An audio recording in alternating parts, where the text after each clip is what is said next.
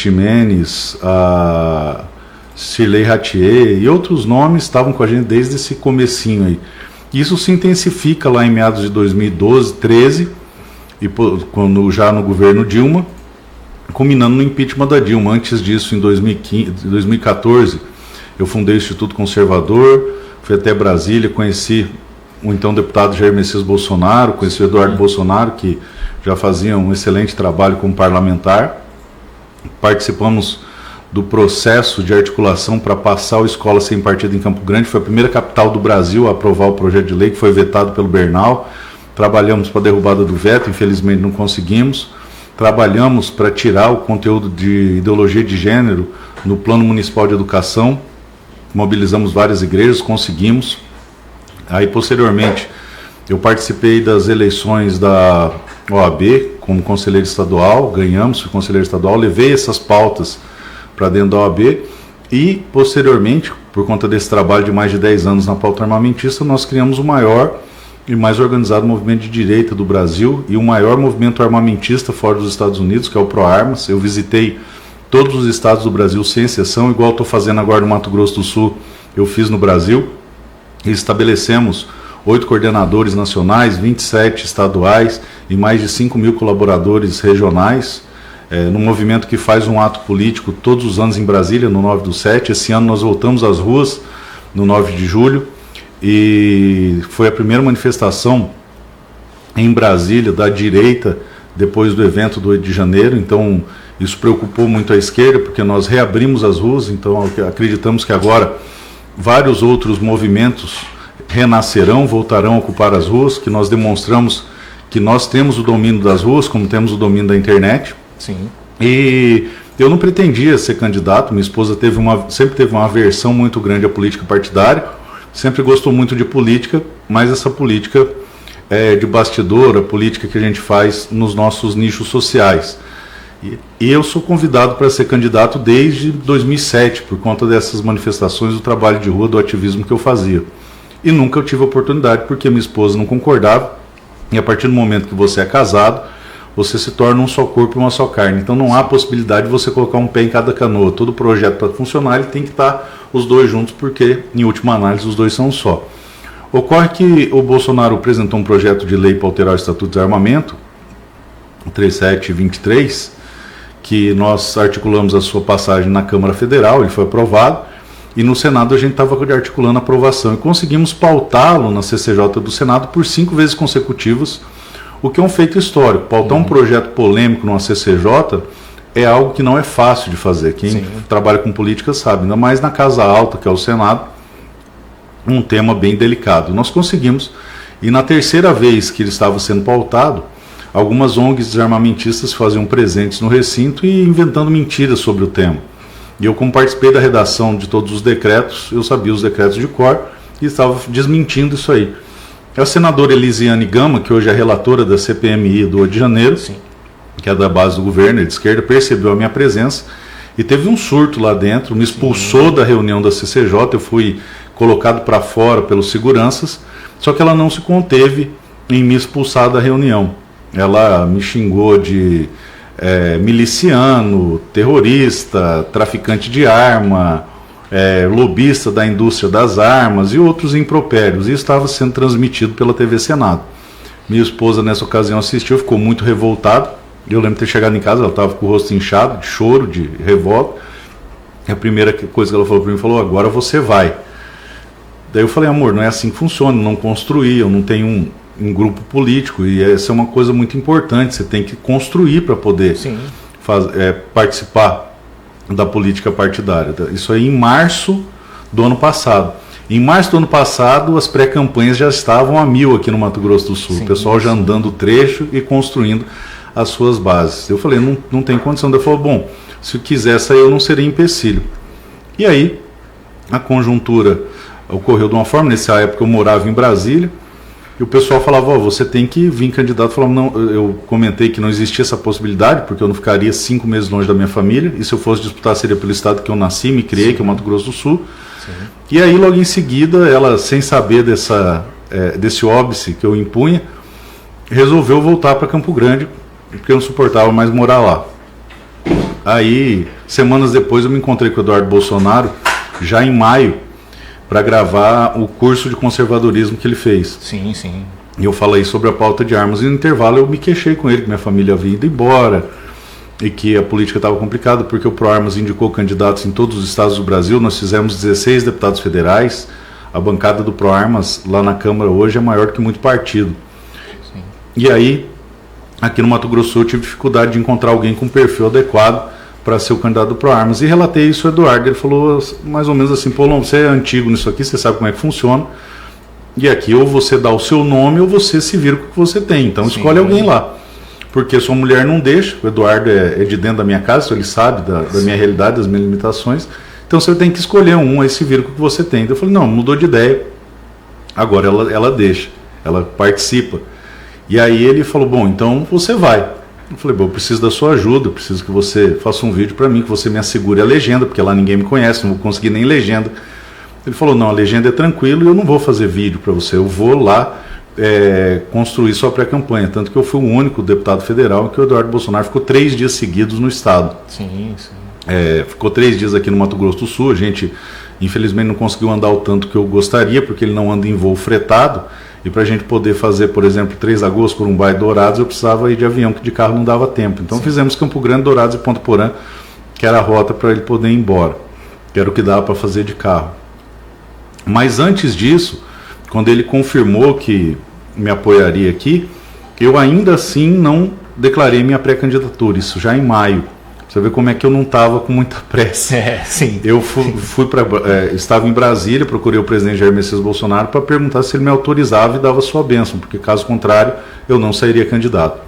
E ele, me encontrando, reafirmou que gostava do nome, da ideia, que eu poderia disputar o pleito. E aí, ainda assim, eu não declarei minha pré-candidatura. Eu retornei, conversei novamente com a minha família, falei: bom, agora é sério, agora eu vou. Falei com os meus pais, com minha esposa, com meus filhos. Falei com o meu diretor espiritual no domingo, né? E tive a sua bênção. E na segunda-feira, dia 20 de junho, eu declarei minha pré-candidatura. Então eu fiz pouco mais de menos de um mês e meio de pré-campanha. E ainda assim consegui andar o estado todo. E assim nós construímos. Tive um apoio muito forte do agro, porque eu advogo no segmento há mais de 20 anos aqui no Mato Grosso do Sul. Fui um dos professores do curso de formação de líderes da FamaSul. Então eu devo muito do meu mandato ao Marcelo Bertoni. Aliado a isso também, eu sempre participei muito de movimentos de igreja, então muitas igrejas me apoiaram. E claro, o principal apoiador que eu tive no Mato Grosso do Sul foi o segmento do tiro esportivo. Nós temos aproximadamente 25 mil CACs, então todos os clubes, todas as lojas abraçaram o nome. E mesmo sem apoio de grandes grupos políticos, mesmo sem muito dinheiro para fazer a campanha, nós encontramos conservadores em todos os municípios, como é o caso da Mariana aqui, em Três Lagoas. E essas pessoas abraçaram isso aí. Então, embora não tivéssemos o que a política velha tem, que é dinheiro e grupos políticos, nós tínhamos o apoio do povo. A população abraçou o nome e isso acabou resultando no resultado das urnas. Conseguimos nos sagrar como deputado mais votado do estado. Então eu devo muito às pessoas e por isso estou fazendo essa jornada. Principalmente o motivo dela, são 3 motivos. E o primeiro deles, o mais importante, é poder pessoalmente, no município, agradecer os votos. É muito comum vir ao município pedir os votos, mas eu venho, nesse momento, agradecer os votos, porque não fosse assim, eu não teria conseguido. E pedir para as pessoas acompanharem o mandato, porque eu estou fazendo estritamente tudo aquilo que eu me comprometi em campanha, porque eu costumo dizer que eu não pareço conservador, eu sou conservador. Muitas vezes na campanha eu escutei a recomendação de algumas pessoas de pegar mais leve, ter um discurso mais soft, porque eu perdia muito voto por ter um discurso muito duro. E eu sempre disse que se fosse necessário mentir para ganhar, eu preferia perder, porque as pessoas votariam em quem elas conhecem, quem efetivamente eu sou. Isso torna meu mandato muito tranquilo nesse ponto, porque eu não preciso preparar alguma narrativa para poder fazer o meu trabalho. Eu tenho a tranquilidade de fazer aquilo que eu tenho de convicção, que foi o que eu apresentei aos meus eleitores, e poder chegar numa rádio, por exemplo, e falar assim: você pode perguntar absolutamente tudo que você quiser, só não me pergunta aquilo que você não quiser ouvir a resposta, porque eu vou responder. Sim, é importante. E algo que eu percebo do senhor também, eu já tive a oportunidade de encontrar o senhor durante a sua campanha, é que o senhor tem o apoio principalmente da sua família, e foi um apoio principal durante a sua campanha eleitoral e também durante agora o seu mandato como deputado federal por Mato Grosso do Sul. Para o senhor, a família é necessário, principalmente o senhor consulta, até perguntando, o senhor consulta seus familiares na hora de alguma decisão, de algo que o senhor vai apresentar? O papel da sua família é importante no seu trabalho? Não, não é importante não, é fundamental. Sim. Se não fosse a minha esposa, eu não estaria onde eu estou hoje. E absolutamente tudo que eu faço é com a aquiescência dela. Esse trabalho que nós estamos fazendo agora é muito custoso. A política bem feita, a boa política, ela é muito cara, não de dinheiro, mas cara de tempo. Eu abro mão do convívio com a minha família. Eu fiz um balanço esses dias, já são 4 anos sem saber o que é um dia dos namorados junto com a minha família, sem saber que é um aniversário de casamento com a minha esposa. Nessa jornada, eu programei para no domingo, dia 23, estar em Campo Grande. Eu deveria estar em Itaquiraí, e dia 23 é o aniversário dela, dia 24, a gente faria um almoço em família dia 23, e eu sairia segunda de madrugada para estar em Itaquiraí. Só que são 5 horas de viagem. Ontem à noite ela me ligou e falou, não precisa vir, quando você voltar a gente comemora junto, mas o trabalho que você está fazendo é muito importante porque é para o futuro dos nossos filhos. Então ela tem essa compreensão, ela participa, ela apoia, ela paga um preço muito alto por isso. Ela por muitos anos tem vivido praticamente com a ausência do marido, porque eu, para fazer o ProArmas, o Projeto Brasil, eu fiquei 2 anos andando o Brasil inteiro. Eu ficava uma média de 1 semana em cada estado, porque eu não ficava só na capital, eu andava boa parte do estado, e talvez isso tenha sido fundamental também na minha eleição, porque muitas pessoas que pediram voto para mim são de fora. Recentemente eu estive em Corumbá fazendo a mesma coisa que estou fazendo aqui. Sim. Hoje, e quando eu estava abastecendo, uma pessoa entrou no posto de gasolina, me abordou e falou, olha, eu vim te conhecer porque eu votei em você porque o meu primo do Acre pediu voto para você, mostrou uma foto minha com o primo dele. Aqui em Três Lagoas, por exemplo, tem um empresário que é do interior do Maranhão, me conheceu numa palestra no interior do Maranhão, e a empresa dele toda me abraçou por conta desse contato que eu tive com ele no Maranhão. Também há um empresário que tem uma transportadora muito relevante aqui em Três Lagoas, que é de Santa Catarina, me conheceu em Santa Catarina e me apoiou aqui. Então, recentemente eu estava em Alcinópolis, e uma senhora que trabalha num posto de gasolina de Alcinópolis votou em mim porque parentes dela do Amapá pediram para que eu votasse em mim porque me conheceram no Amapá. Então isso é muito custoso, isso tem muito trabalho, mas é um trabalho sólido, um trabalho concreto que gera frutos. E é isso que eu pretendo fazer nessa jornada em todo o estado do Mato Grosso do Sul. Participar da construção e fortalecimento de uma direita forte, de uma direita unida, de uma direita sólida, porque todos os grandes partidos do Mato Grosso do Sul que existem, hoje são 4 que se destacam, é o PT, o PMDB, o PSDB e o PP. O PT tem essa força toda por conta de décadas de trabalho do Zeca do PT, o MDB por décadas de trabalho do André Putinelli, o PSDB por décadas de trabalho do Reinaldo Zambuja e o PP por décadas de trabalho da Tereza Cristina. Então os 4 partidos têm uma coisa em comum, que são 2 T's, tempo e trabalho. Sim. Então é isso que nós pretendemos fazer com o PL. Eu assumi a presidência do PL no Mato Grosso do Sul sexta-feira agora, e pretendemos destinar tempo e trabalho no fortalecimento, desenvolvimento do PL e construção de um partido ideologicamente identificado. Nós queremos que quem olhe para o PL enxergue apenas o verde e amarelo. Sim. Que tenham pessoas efetivamente que são conservadores, são de direita, para construir um partido ideologicamente forte e politicamente competitivo.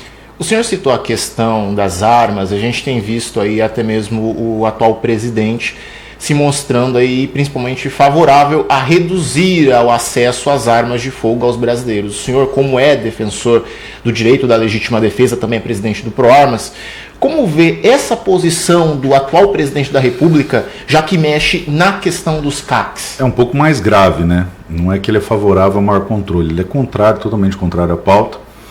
Isso é extremamente preocupante, porque todas as ditaduras que aconteceram no mundo foram precedidas dos armamentos. O Estatuto de Desarmamento ele não foi feito para tirar arma de bandido, ele foi feito para escravizar as pessoas. O próprio Márcio Tomás Bastos, que era ministro da Justiça dele, declarou que o Estatuto de Desarmamento não pretende tirar arma de bandido, isso aí tem no YouTube, é só você colocar que você encontra. A intenção mesmo é deixar a população com medo, desguarnecida, sem poder se defender e sem poder ter formas de resistência, uma vez que a frase "o povo armado jamais será escravizado", ela vai muito além da arma como objeto de resistência. Mas a pessoa que compra uma arma de fogo, ela muda de mentalidade e começa a compreender que ela tem que ser um agente participativo de mudança no Estado. E isso quer dizer não que você vai utilizar a arma como instrumento de poder, mas que isso muda a sua percepção da realidade e faz com que você se envolva politicamente na sua comunidade. E é isso que faz a diferença, por isso que eles temem tanto. Então o Lula persegue essa pauta, ele até agora não desceu do palanque, ele tem um comportamento completamente destrutivo em relação às pessoas que têm essa preferência, e assumiu o compromisso de buscar praticamente afetar de um modo extremamente negativo esse segmento.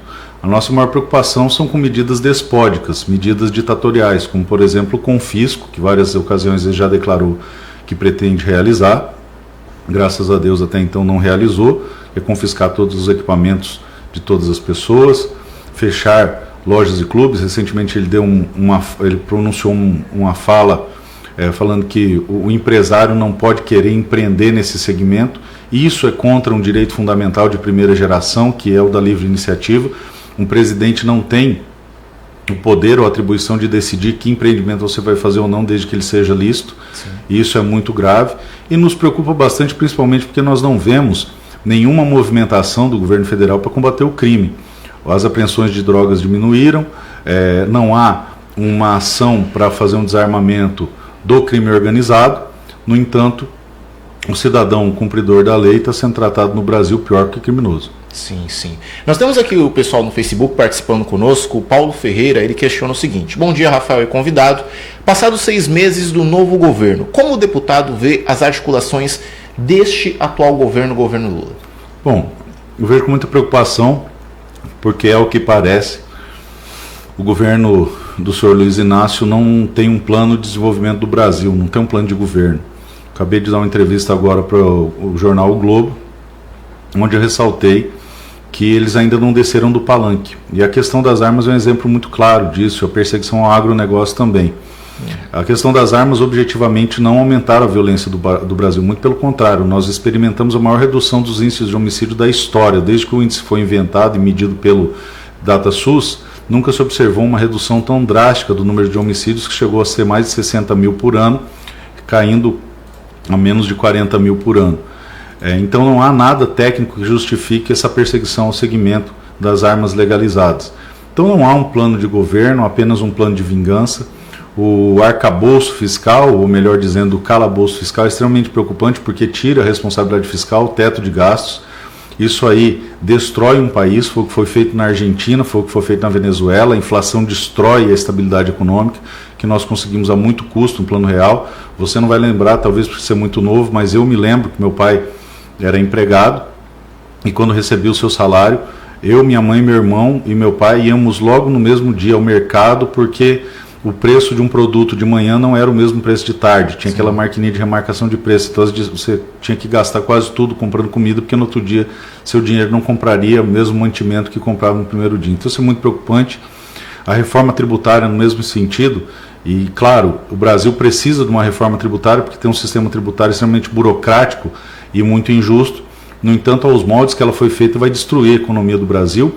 Isso vai ao encontro da teoria econômica da esquerda, que é aplicada na Venezuela, que é aplicada na Argentina, que é saturar e aumentar o Estado, e para poder bancar isso aí, imprimir dinheiro que gera inflação e tentar controlar a inflação com uma alta tributação. Isso acaba com os meios de produção e com a competitividade do Brasil como player internacional. Então isso destrói a economia interna e abala a economia externa também. Então isso é muito preocupante. Nós vemos aí alíquotas que vão ser extremamente majoradas, por exemplo, do segmento da prestação de serviço, chega a passar de 40%. Na produção primária, que é o que conduz o nosso Estado ao agronegócio, no primeiro texto passava de 600%, e é algo extremamente preocupante, porque é uma reforma estrutural relevante e que não precisava ser aprovada de afogadilho, embora o texto tenha ficado por vários anos dormindo nas duas casas, quando a discussão realmente acendeu, o texto foi apresentado, o seu texto final, 5 minutos antes da votação. Um texto duro, um texto complexo, de uma matéria difícil, que você tem que se debruçar, chamar especialistas. Eu sou advogado, eu conheço a matéria, sim, e ainda assim a gente, para estudar o arcabouço fiscal, contratamos 2 professores de economia e de direito tributário para poder entender, e eu passei 4 horas estudando o arcabouço fiscal. A reforma tributária a gente teve tempo sequer de ler, eram 150 páginas de um texto muito complicado apresentado 5 minutos antes. Então é um ultraje à democracia você votar uma matéria sem sequer ter a oportunidade de tomar conhecimento dela. Isso mostra que há sim um espírito de vingança e, paralelo a isso, um de compensação e recompensa àqueles que estiveram junto do descondenado no seu período de cárcere. Então ele tem premiado os seus cupinchas, alavancado os seus cupinchas e perseguido o cidadão de bem no Brasil. Ele se esquece que, tendo chegado ao poder no executivo, ele o fez com menos de 1% de diferença. Então metade da população não votou nele, e se a gente colocar a abstenção, praticamente mais de 60% da população não votaram nele. Mas não é só isso. Ele tem tratado o legislativo de uma maneira muito desdenhosa, não tem permitido uma conversa democrática institucional adequada com a casa. Ao contrário, ele derrama rios de dinheiro, mais de 7 bilhões recentemente, para poder fazer a sua articulação aos moldes do Petrolão e do Mensalão, que aconteceram e mancharam a história do Brasil. Mas muito pior que isso, no legislativo, diferente do executivo, nós temos 100% dos votos válidos. Sim. Ou seja, bem ou mal, as pessoas que estão ali têm bem mais legitimidade para poder tratar de temas relevantes como uma reforma tributária. E esse nível de intervenção quase que coercitiva dentro do parlamento é extremamente danoso à democracia. Deputado, uma outra questão também que é importante a gente citar é sobre a questão da PL das fake news, que foi votada até mesmo recentemente. Caso ela seja aprovada, seria, na opinião do senhor, um roubo à liberdade de expressão e do direito das pessoas poderem se manifestar livremente nas redes sociais? Bom, a primeira coisa que as pessoas têm que entender é que o PL da censura ele não foi votado. Uhum. E as pessoas muito se revoltaram achando que isso não foi uma vitória. Bom, foi sim, é interesse do governo censurar as redes sociais, é interesse de muitos parlamentares, infelizmente, censurar as redes sociais. Ao contrário desses parlamentares, eu tenho, nessa minha caminhada, pedido que as pessoas acompanhem o meu mandato para se certificar de que eu estou fazendo exatamente aquilo que eu me comprometi a fazer, e tenho muita tranquilidade em pedir isso, porque eu estou fazendo sim o que eu me comprometi a fazer. Infelizmente, nem todo mundo é assim. Muitos são estelionatários eleitorais. Nós temos um exemplo muito marcante aqui no Mato Grosso do Sul de alguém que se elegeu declarando que era candidato do Bolsonaro, e nos primeiros meses já se mostrou oposição, já começou a dar trabalho, a atrapalhar o presidente, e ultimamente tem acentuado ainda mais essa característica. Isso é algo que eu não vou fazer. Então convido as pessoas a conhecer o meu mandato e acompanhar o meu trabalho. Sou fiel aos meus princípios, eles que me trouxeram até aqui. Agora, o fato é que a esquerda tem convicção que o espaço de poder da comunicação descentralizada e distribuída foi que permitiu que a verdade prevalecesse. Antes a comunicação no Brasil era centralizada e nós nos alimentávamos de narrativas que eram criadas e muito bem pensadas, muitas das vezes pautadas em fake news. Um dos grandes exemplos de fake news que destruiu uma família no Brasil foi o caso da escola base, onde houve uma falsa acusação de pedofilia e a Rede Globo aniquilou aquela família, e até hoje eles não conseguiram se reestruturar. No entanto, não havia o contraponto. A internet, por ser um ambiente livre, ele permite que qualquer pessoa possa dar a sua opinião e contrapor a notícia e repercutir a notícia, de modo que as fake news elas não são combatidas com censura, elas são combatidas com mais liberdade, para que as pessoas possam propagar a verdade e fazer um contraponto a essas fake news. Então, um projeto que limita o uso da internet, na verdade, ele não está preocupado com fake news, porque se a preocupação fosse com fake news, primeiro deveria se regular a mídia tradicional, que infelizmente produz matérias com viés ideológico. Ao contrário, você cercear a liberdade de expressão é um passo muito importante em direção à ditadura, E a atual situação do Brasil tem gerado muitas preocupações, principalmente porque nós temos um presidente que se afeiçoa a regimes ditatoriais e não tem vergonha de falar isso. Embora o TSE tenha proibido que nós alertássemos as pessoas que ele era amigo do ditador da Nicarágua, era feito as práticas de Nicolás Maduro na Venezuela, o que não é mentira e foi taxado de fake news, imposto multa para quem falasse isso na eleição, de uma maneira completamente arbitrária, irregular e inconstitucional. Quando se sagrou eleito, ele deixou claro que era aliado desses ditadores, tanto na Nicarágua quanto na Venezuela, recebendo no Brasil com honras o ditador venezuelano Nicolás Maduro. E não por coincidência, na Venezuela, todos os opositores foram declarados inelegíveis ou presos. Na Bolívia também, a opositora do então presidente de esquerda foi declarada inelegível, foi presa. E na Venezuela, no mesmo dia em que Bolsonaro foi declarado inelegível, sem qualquer fundamento jurídico, sem qualquer respaldo, também a candidata, que era uma oposição forte que poderia desbancar Nicolás Maduro, também foi declarada inelegível. Então, o mesmo modus operandi. Não é à toa que eles se organizam em torno do Foro de São Paulo para tomar essas decisões e colaborarem entre si para o estabelecimento de um regime despótico no Brasil. Então, medidas ditatoriais como o estabelecimento da censura são muito preocupantes. Afinal de contas, hoje nós temos, no mais alto posto do Brasil, alguém que não tem a vergonha de declarar publicamente que entende que a democracia é um valor relativo. E isso é preocupante, né? Porque um presidente que tanto defendeu ali a democracia, a liberdade na campanha dele, receber ali um ditador em pleno Palácio do Planalto é como se fosse um desrespeito, né, ao país inteiro. É mais que um desrespeito, é um ultraje. Mas, se você me permite, abre aspas, nós temos que saber qual é a narrativa correta para tomar o poder. Fecha aspas, Luiz Inácio Lula da Silva. Então, ele não tem compromisso nenhum com a verdade, ele se pauta exclusivamente em narrativas, e todo o jogo, a carta da democracia e a utilização da palavra democracia por eles nada mais é do que uma ferramenta para ocupação de espaço e tomada de poder. Sim. Deputado, a Marlene Bezerra aqui no nosso Facebook, ela questiona o senhor. Bom dia, Rafael, e também ao seu convidado, deputado. Gostaria de saber a opinião dele a respeito da ideologia partidária do STF e como viu as falas do ministro Barroso. Pois muito bem. As pessoas têm que compreender que o STF não é um incidente, ele não foi um raio que caiu e surgiu de repente. Isso foi uma construção, um trabalho de ocupação de espaço que a esquerda fez. Ele foi constituindo e montando esse STF ao longo de muitos anos. Nós tínhamos até o Sarney e até o Collor quesitos como reputação ilibada e elevado saber jurídico para nomeação do STF. No entanto, a partir de Fernando Henrique, o pressuposto principal, se você analisar, foi a identificação ideológica com a esquerda. E isso gera um grande problema, porque a Corte Máxima não pode ter um viés ideológico tão evidente. E como o próprio Barroso disse recentemente, o STF é uma instituição política. E não é uma instituição política, é uma instituição jurídica, que deveria ser, mas tem se posicionado como órgão político. Tem criado crimes.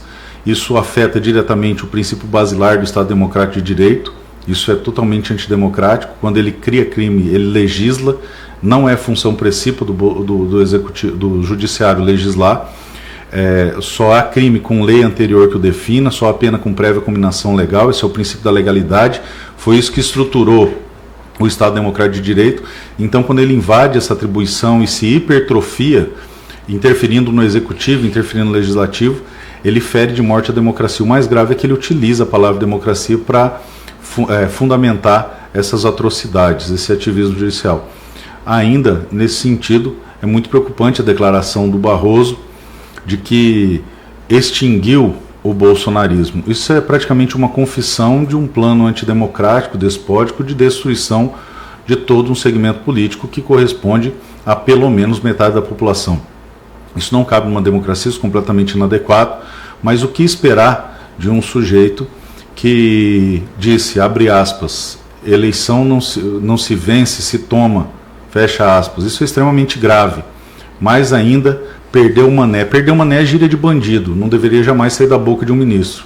No entanto, nós vivemos isso e a nossa missão é ocupar espaço de poder, é resistir a essa tendência despótica que se assemelha a um Estado ditatorial e lutar pela democracia efetivamente, pela liberdade do nosso país.